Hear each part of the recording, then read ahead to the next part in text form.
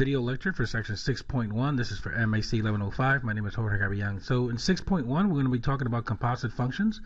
Objective number one, we're going to form a composite function. And then the second objective is we're going to find the domain of a composite function.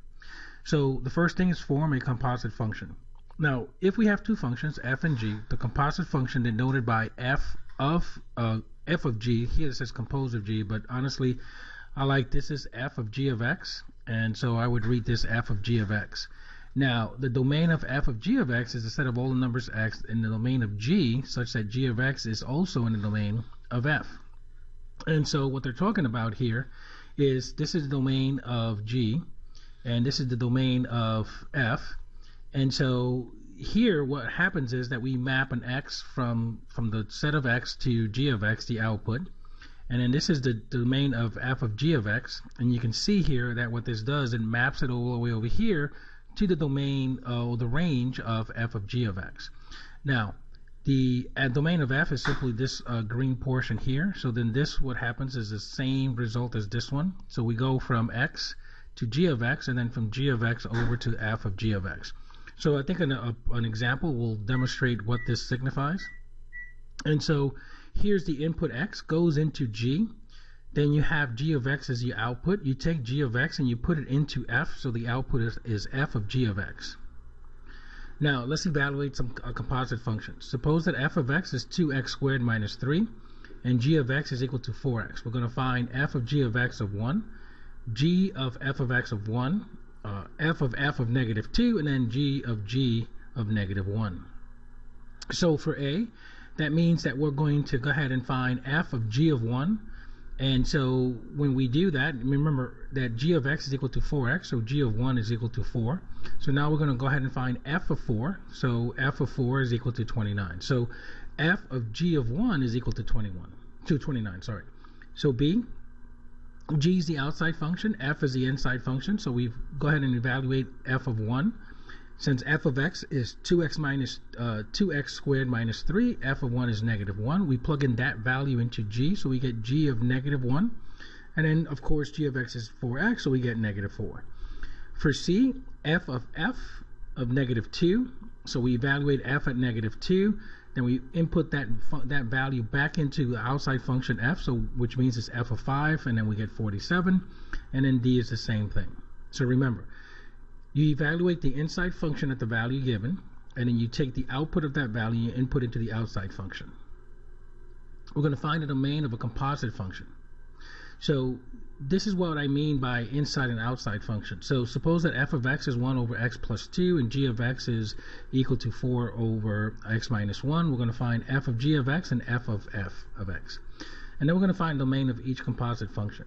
So for the first one, before I get into the domain, f is my outside function, g is my inside function, which means that I take my f of x, and then wherever I see an x, I replace it with the function g of x, and that's what they did here in this example over here. Now, the domain of the original f is all real numbers except negative 2. The domain of g is all real numbers except 1, and you can see here why. This can't be negative 2 because it's division by 0, and this can't be 1 because it's division by 0.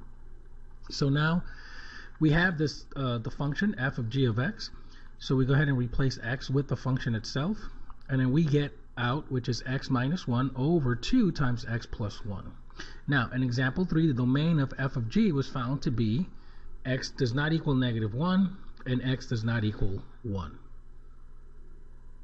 Now the domain of f of g of x can also be found by first looking at the domain of g, which is x cannot equal negative 1. We exclude 1 from the domain of f of g of x as a result. Then we look at f of g of x and note that x cannot equal negative 1 because x is equal to negative 1 results in division by 0, so we exclude negative 1 from the domain of f of g of x. Therefore, the domain of the composite function, so real numbers x as long as x does not equal negative 1 and does not equal 1. Second example, f of x. And so here we replace f of x into x, and here's the same function, but we still have an outside function and inside function. And so we get x plus 2 over 2x plus 5. Now the domain of f of x consists of all the values x in the domain of f, which means cannot be negative 2, And then we set the function equal to negative 2, and we solve for that value, which is x is equal to negative 5 over 2. Or equivalently, x cannot equal negative 5 over 2. So the domain of f of x, it's all real numbers x, as long as x does not equal negative 5 over 2 and x does not equal negative 2. So the domain of the composite function can also be found by recognizing that negative 2 is not in the domain of f, so we should exclude it from the domain of the composite function. Then looking at the composite function, know that x cannot equal negative 5 over 2. Do you see why? And the reason why is because that would make the denominator equal to 0. And therefore the domain is the original restriction and the new restriction. Now, showing that two composite functions are equal. If f of x is equal to 3x minus 4 and g of x is equal to 1/3 times x plus 4, we're going to show that f of g of x is equal to g of f of x, which they're both going to be equal to x. So then every x in the domain of f of g of x and g of f of x. So here we have the first one. F is the outside function, g of x is the inside function. So when we evaluate that or simplify, we get that is equal to x. And then for the second example, g is the outside function, f is the inside function, and then we also get x. So we conclude that f of g of x is equal to g of f of x, which are both equal to x. Now, finding the components of a composite function. Find the functions f and g such that f of g of x is equal to h if h of x is equal to 1 over x plus 1. So there's different ways that you can actually end up doing this.